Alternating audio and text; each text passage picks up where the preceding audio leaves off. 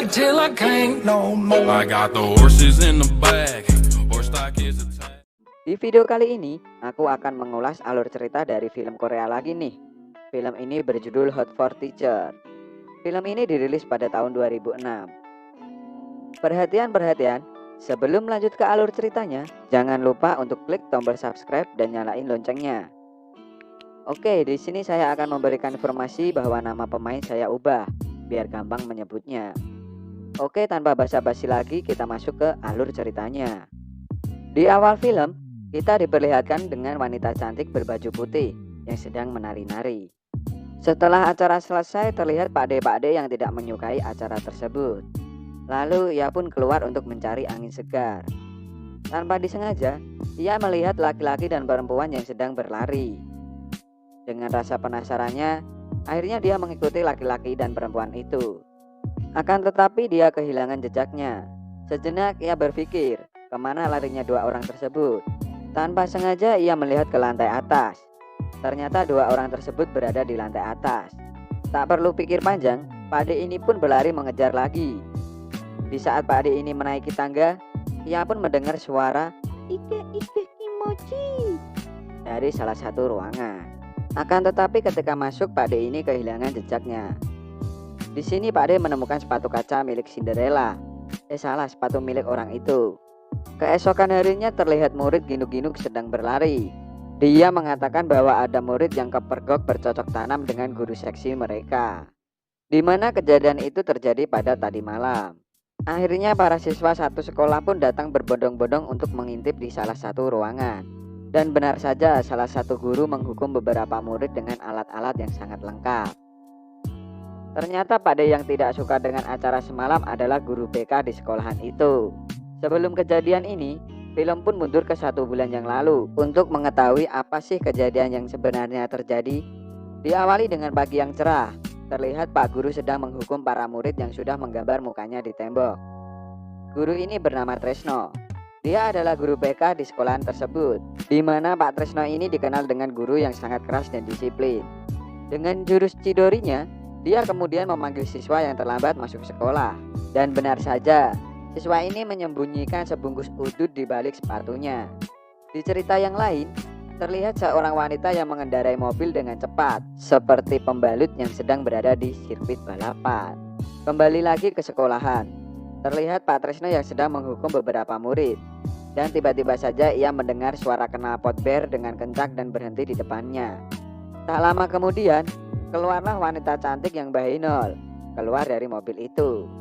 Wanita itu bernama Yasmin. Ia guru bahasa Prancis baru yang akan mengajar di sekolahan tersebut. Ia begitu sangat bahenol sehingga semua murid melihat dia. Sampai-sampai seorang siswa bernama Cahyo yang melihat guru baru itu cengah lalu gregetan. Pada saat gregetan, ia meremas susu yang dibawanya, lalu akhirnya pecah dan muncrat ke mukanya. Saat Yasmin berjalan untuk masuk ke ruangan, tiba-tiba ia dipanggil salah satu temannya. Ia juga seorang guru baru. Guru ini bernama Mona. Mona lalu mengajak Yasmin untuk sarapan ke kantin.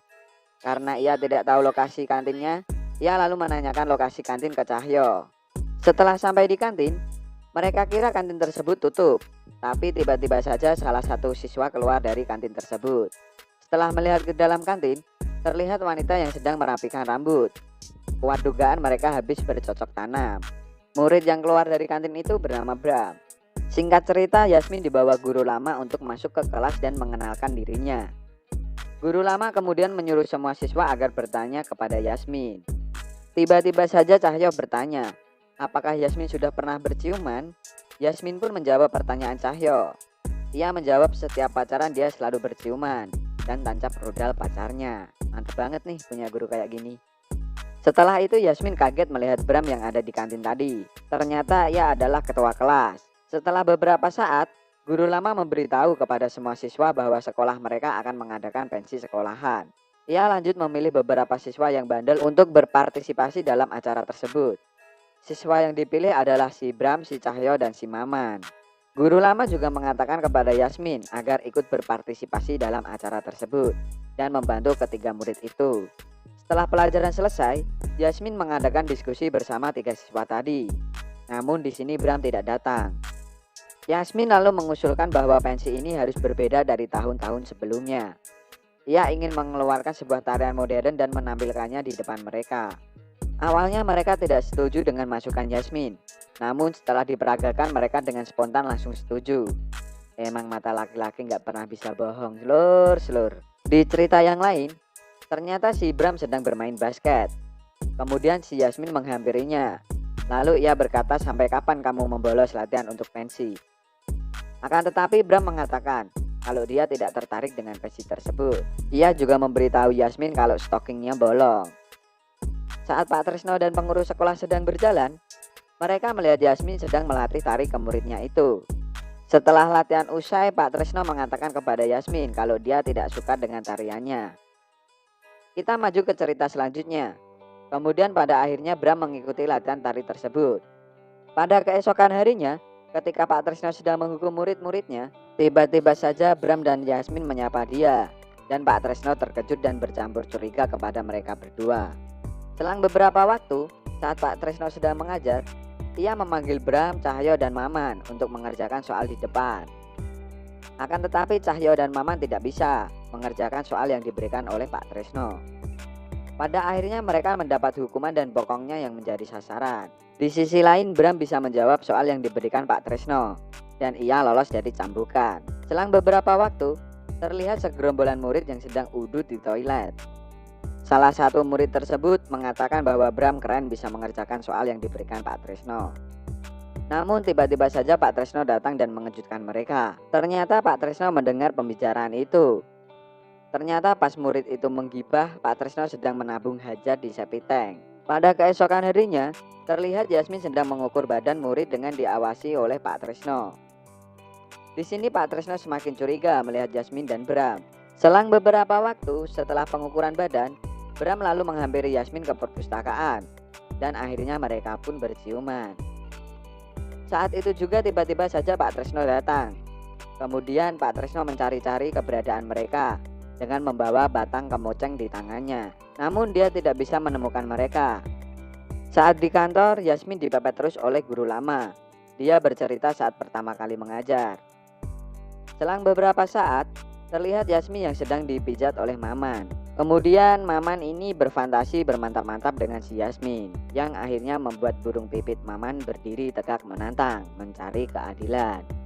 Namun ternyata Pak Tresno datang, lalu mendengarkan sesuatu di salah satu ruangan. Ia membuka ruangan tersebut dan mempergoki Yasmin dan Maman itu. Di sini Yasmin menjelaskan bahwa Maman membantu ia untuk membenarkan kancing baju yang terbuka. Setelah pulang sekolah, Yasmin menawarkan tebengan ke Maman. Maman pun menyetujuinya. Maman yang tak tahan melihat paha Yasmin membuat burung pipit ia berdiri tegak dan menantang. Yasmin yang melihat itu langsung meresponnya. Tiba-tiba saja Pak Tresno datang dari belakang menggunakan motornya. Pak Tresno yang melihat Yasmin dan Maman itu terkejut dan mengakibatkan dia terjatuh. Rupanya di sini Yasmin mengambil benang dengan mulutnya. Pada keesokan harinya saat di sekolah terlihat Yasmin sedang mengukur badan dari Maman. Karena Maman yang tak tahan digrepe-grepe Yasmin, alhasil membuat burung pipit milik Maman berdiri lagi. Teman-teman Maman yang melihat hal itu lalu mencoba menjahili si Maman dengan menurunkan celana kolor dia. Alhasil membuat semua satu ruangan tertawa dan terkejut. Setelah itu membuat Maman stres dan depresi. Ia lalu meminum amer di atas rangkaian besi sambil meratapi nasibnya. Akhirnya Yasmin menyusul Maman yang sedang hujan-hujan dan membawanya ke mes. Saat Maman sedang diobati Yasmin, tiba-tiba di luar terlihat Pak Tresno sedang mengintip. Ia lalu berpikir kalau Yasmin dan Maman sedang bermantap-mantap. Singkat cerita, sekarang giliran Cahyo yang mendekati Yasmin. Saat di dalam kantor, ia langsung memeluk Yasmin dan mengatakan kalau ia mencintai Yasmin. Di situ Yasmin memberikan tantangan kepada Cahyo. Kalau dia mendapat nilai 90, Cahyo bisa berkencan dengan dia.